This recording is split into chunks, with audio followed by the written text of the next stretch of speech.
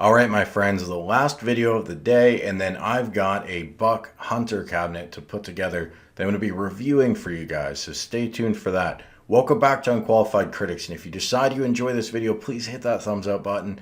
It really helps a lot when you hit like on the video. I always feel like a shill asking, but I gotta ask because it really does matter. So today unveiled a ton of cabinets from Arcade1up, and the last one for me to talk about is Killer Instinct.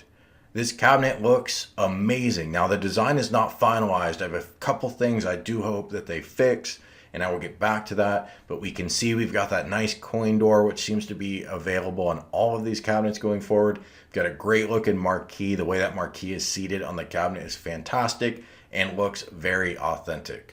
But we've got some other details that were shared in the John D interview on 1UP Weekly earlier, so let's summarize and fast track that. Well, as I already mentioned, like the other cabinets announced today, this is design pending to be finalized. For example, the Rare logo being completely blacked out is a little weird. I'd be surprised if Rare would actually approve that. Who knows, maybe they would, but normally people don't want their branding colors to be altered in any way, and they might have a monochrome version, but I'm sure they don't have a black on black version because you can't see the darn thing. Also, the riser is a little different shade of black than the cabinet. I'm just mentioning that to get it out of the way because I'm sure that stuff's going to change. The side art is perfect. It looks just as good as it did in the original. The marquee, as I mentioned, looks fantastic. Here's where I would depart a little bit from this design and what I hope they improve. If you look at this control panel, it's an additional piece, so it protrudes a little bit. I don't really expect them to do that. But notice how the control panel is tilted downward.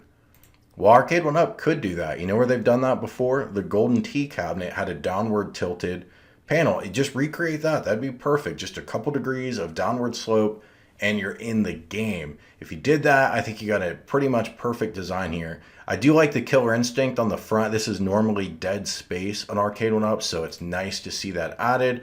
And of course it was in the original, but notice how it's got that metallic sheen to it. And then here it just looks white. Well, again, I assume that's an issue with the rendering, but my feedback would be let's use the same type of logo we used on the original, and man, we are good to go. I would be in on this cabinet. So what else did we learn today? Well, CodeMystics is handling the software. And by the way, interesting insight we learned today on CodeMystics from John D. I always thought they were just another developer vendor to do the software for their emulation. Apparently they have a very tight relationship with Arcade1up. They've added a lot of value to the company, which you and I know that because their cabinets are so good. But today we learned they have an even deeper relationship than that. CodeMystics provides active feedback on how these products should look and feel and work and whatever else. John didn't go into specifics, but he made it sound like CodeMystics has really pushed them to improve their products, which awesome. If CodeMystics is listening, sweet. Thank you for me and probably everyone else in the community that appreciate what you do, because these cabinets that you guys have put out have been amazing. And of course, Arcade1up deserves credit for that too, because they make the final decisions on all this stuff.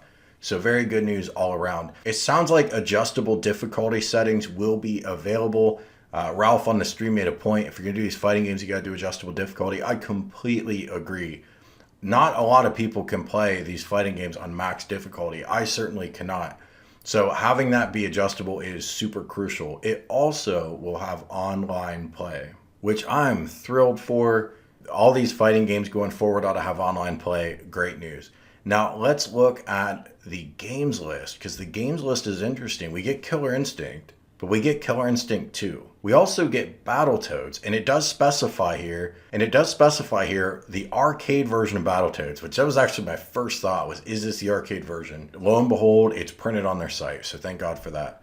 But then it says, and Battletoads / Double Dragon as a bonus game. Now, I gotta tell you, this is where the print on the website and the John D interview don't coincide.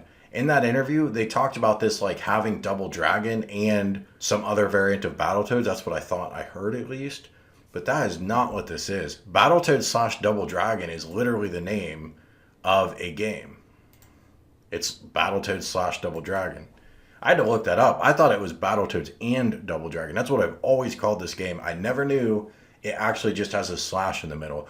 Now, this is not an arcade game, which sucks. I'd much rather just see arcade games here. However, if this is just a bonus game, the artwork for it doesn't seem to be on the cab, then I guess all is forgiven. But this is a Rare title. Rare meaning they are the developer, they are the publisher. It makes no sense for this to just have Double Dragon as a standalone game, which again is what I think I heard on the interview. I think that's bad information. I mean, this isn't even from Rare. This has nothing to do with Rare. Now, Double Dragon is out there to be licensed, and maybe they would be okay having their game thrown on this cabinet. Maybe that's an additional bonus game that'll be added. It was hinted that there might be other bonus games. But I think we got to take this print at face value because it's been up all day now. If it was truly wrong, I think it would have been fixed.